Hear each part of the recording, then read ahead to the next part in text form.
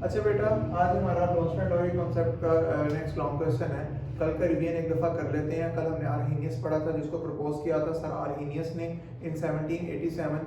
उसके मुताबिक एसिड वो चीज़ है जो पानी में डिसोसिएट होकर H+ दे, बेस वो चीज़ है जो पानी में डिसोसिएट होकर OH नेगेटिव दे। उसका न्यूट्रलाइजेशन जो रिएक्शन होता था बेटा, उसमें साल्ट और वाटर बनता था। एसिड के एग्जांपल में HCl, HNO3, H2SO4 etcetera etcetera. और बेस के एग्जांपल के अंदर हमारे पास NaOH, KOH, CaOH या अमोनियम हाइड्रोक्साइड, वो आपके पास कैल्शियम हाइड्रोक्साइड, वो मिलके बनती थी। आज हमें बेटा ब्रोंस्टेड और कॉन्सेप्ट देखना है, क्योंकि कल आर्हीनियस में ये मसला आया था कि वो सिर्फ वाटर में एप्लीकेबल है और अमोनिया जैसे सब्सटेंस के नेचर को एक्सप्लेन है नहीं करता। उस कॉन्सेप्ट को उन्होंने मॉडिफाई किया और दो अलग अलग आपके पास केमिस्ट थे। जे ब्रोंस्टेड जो डेनिश केमिस्ट था, टी लॉरी जो इंग्लिश केमिस्ट था। ये दोनों अलग अलग साइंटिस्ट एक ही थ्योरी के साथ कम अप आए और बाद में इन दोनों का कॉन्सेप्ट को हमने मर्ज कर दिया, ब्रोंस्टेड एंड लॉरी कॉन्सेप्ट। ये दोनों ने इंडिपेंडेंटली अपना एसिड बेस का कॉन्सेप्ट मॉडल दिया था, लेकिन दोनों का प्रिंसिपल क्योंकि एक है और इसलिए हम दो अलग अलग साइंटिस्ट के नाम पर एक कॉन्सेप्ट को पढ़ते हैं। इसका बेस क्या है? प्रोटॉन की या हाइड्रोजन की ट्रांसफिशन एक मॉलिक्यूल से दूसरे मॉलिक्यूल की तरफ। इसके मुताबिक एसिड क्या है? एसिड कोई भी ऐसा सब्सटेंस है जो डोनेट कर सकता है H पॉजिटिव। एसिड कोई भी ऐसा सब्सटेंस है जो डोनेट कर सकता है बेटा H पॉजिटिव। और आपके पास बेस कोई भी ऐसा सब्सटेंस है जो एक्सेप्ट कर सकता है H पॉजिटिव। ठीक है, प्रोटॉन की एक्सेप्ट जो कर रहा है वो बेस है, जो प्रोटॉन को डोनेट कर रहा है वो एसिड है। इसकी एग्जांपल में हमारे पास ये है कि HCl प्लस अमोनिया,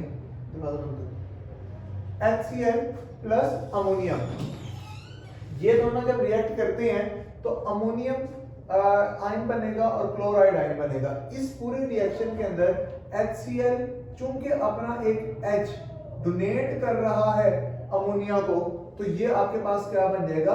एसिड बन जाएगा। और इसी तरह अमोनिया चूंकि एक्सेप्ट कर रहा है H को, तो ये क्या बन जाएगा?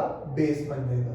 ठीक है, HCl ने अपना प्रोटॉन डोनेट किया तो वो क्या बन गया? एसिड। और आपके पास अमोनिया चूंकि एक्सेप्ट कर रहा है तो ये क्या कहलाएगा?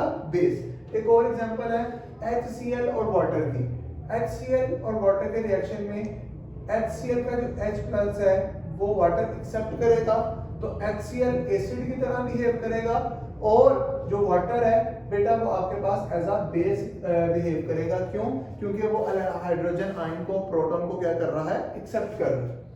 Conjugate acid. अच्छा बेटा, ये कॉन्सेप्ट एक नया है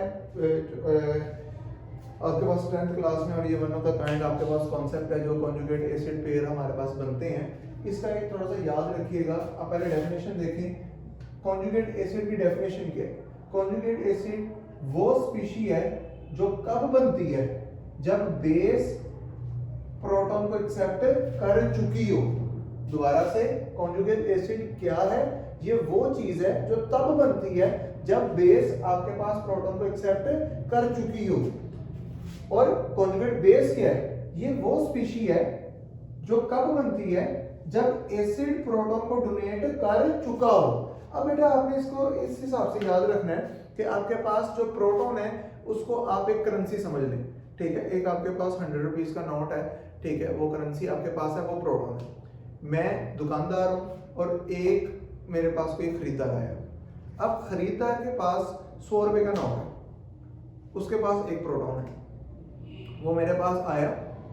अब उसने वो 100 का नोट खर्चना है, उसने 100 का नोट खर्च के मुझे दिया। अब चूंकि वो 100 का नोट मुझे दे रहा है तो अब वो क्या है? एसिड, और मैं क्या हूं? बेस। लेकिन जब उसने मुझे दे दिया 100 का नोट मेरे पास आ गया, तो अब ये जो 100 का जो नोट है मैं आगे किसी को दे सकता हूं। पहले मेरे पास 100 का नोट नहीं था, उसके पास था, वो एसिड था, मैं बेस था। लेकिन जब 100 का नोट मेरे पास आ गया तो अब मैं एज अ एसिड काम करूंगा और कोई वो बंदा एज अ बेस काम कर सकता है। इसलिए जो एसिड होता है वो प्रोटॉन को डोनेट करने के बाद कॉन्जुगेट बेस बन जाता है, और जो बेस होती है वो प्रोटॉन को एक्सेप्ट करने के बाद क्या बन जाता है? कॉन्जुगेट एसिड बन जाता है। ठीक है, वो ट्रू नहीं होता, वो कोई प्रोटॉन एक्सेप्ट करने के बाद बना होता है, या आपके पास प्रोटॉन डोनेट करने के बाद बना होता है। एग्जांपल में बेटा देखिएगा, HCl और वाटर की एग्जांपल है।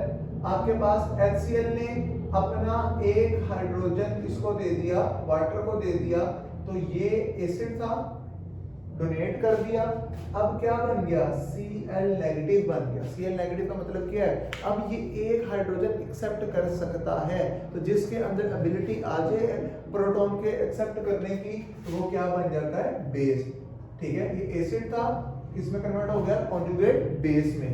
इसी तरह वाटर था, वाटर ने हाइड्रोजन एक्सेप्ट कर लिया, अब जब इसके पास आ गया तो इसके पास एक हाइड्रोजन क्या हो गया, एक्स्ट्रा हो गया। तो जब ये एक्स्ट्रा आपके पास चीज है और ये आगे किसी को दे सकता है, तो ये जो देने वाली चीज होती है वो तो क्या होती है, एसिड होती है। तो ये पहले बेस था, एक्सेप्ट करने के बाद क्या बन गया, कॉन्जुगेट एसिड बन गया। ये कॉन्सेप्ट आपने थोड़ा सा क्या रखना है, याद रखना। फिर इसके कॉन्जुगेट पेयर्स आपको पता होने चाहिए।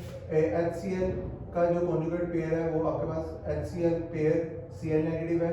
वाटर का कॉन्जुगेट जो पेयर है बेटा H2O/H3O पॉजिटिव है। याद रखिएगा, जब आपने कॉन्जुगेट बेस बनाने हैं तो एक हाइड्रोजन कम कर देना है, अगर आपने कॉन्जुगेट एसिड बनाना है तो एक हाइड्रोजन क्या कर देना है, ज्यादा कर देना है।